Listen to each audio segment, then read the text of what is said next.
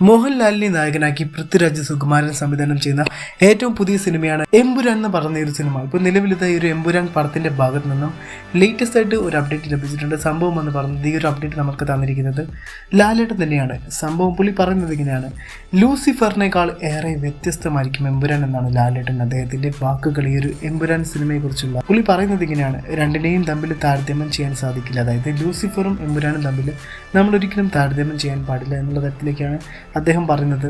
Action, drama തുടങ്ങിയ ഒരു commercial ചിത്രത്തിന് വേണ്ടതെല്ലാം തന്നെ ഈ ഒരു എമ്പുരാൻ സിനിമയിലുണ്ട് എന്നാണ് അദ്ദേഹം പറയുന്നത്. കൂടാതെ ഈ ഒരു എമ്പുരാൻ സിനിമയുടെ എഡിറ്റിംഗ് വർക്ക് കാര്യങ്ങളെല്ലാം തന്നെ നല്ല രീതിയിൽ പുരോഗമിച്ചു കൊണ്ടിരിക്കുകയാണ് എന്നും ഹോളിവുഡ് റിപ്പോർട്ടിന് നൽകിയിട്ടുണ്ടായിരുന്ന ഒരു അഭിമുഖത്തിൽ കഴിഞ്ഞ ദിവസങ്ങളിലേക്കായിട്ട് ലാലേട്ടൻ അങ്ങനെ പറഞ്ഞിട്ടൊക്കെ ഉണ്ടായിരുന്നു. അപ്പോൾ ഗൈസ്, ആരൊക്കെയാണ് ഈ ഒരു എമ്പുരാൻ പടത്തിന് വേണ്ടി ആകാംക്ഷയോടെ കാത്തിരിക്കുന്നത്? നടപ്പിൻ നായകൻ സൂര്യയെ നായകനാക്കി കാർത്തിക് സുബ്ബരാജ് സംവിധാനം ചെയ്യുന്ന സൂര്യയും കാർത്തിക് സുബ്ബരാജും ഒന്നിക്കുമ്പോൾ കാർത്തിക് സുബ്ബരാജ് സംവിധാനം ചെയ്യുന്ന സൂര്യ ചിത്രം റെട്രോ മെയ് 1 തിയേറ്ററുകളിലേക്ക് എത്തുമെന്നുള്ള കാര്യം കഴിഞ്ഞ ദിവസങ്ങളൊക്കെ ആയിട്ട് ട്രെൻഡിങ് ആയിട്ട് അവർ ഒഫീഷ്യലി അറിയിച്ചിട്ടുണ്ടായിരുന്നു.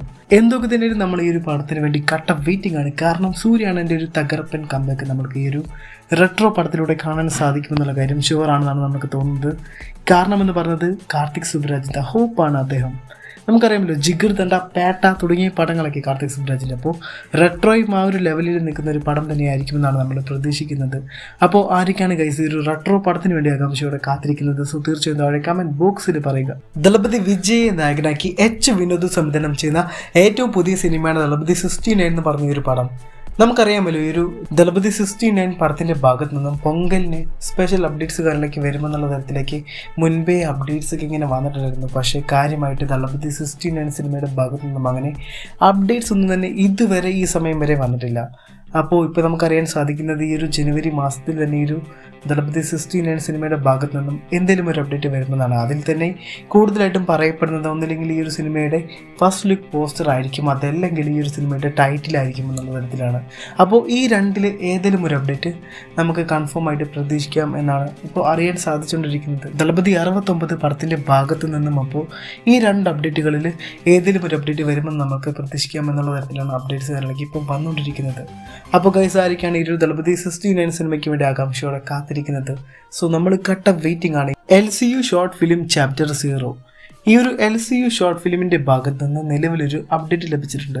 സംഭവം എന്ന് പറയുന്നത് നമ്മൾക്കറിയാമല്ലോ, കഴിഞ്ഞ ഒക്ടോബർ മാസത്തിലായിരുന്നു ഈ ഒരു LCU ഷോർട്ട് ഫിലിമിൻ്റെ കാര്യപരിപാടികളെല്ലാം തന്നെ ആരംഭിച്ചിട്ടുണ്ടായിരുന്നത്.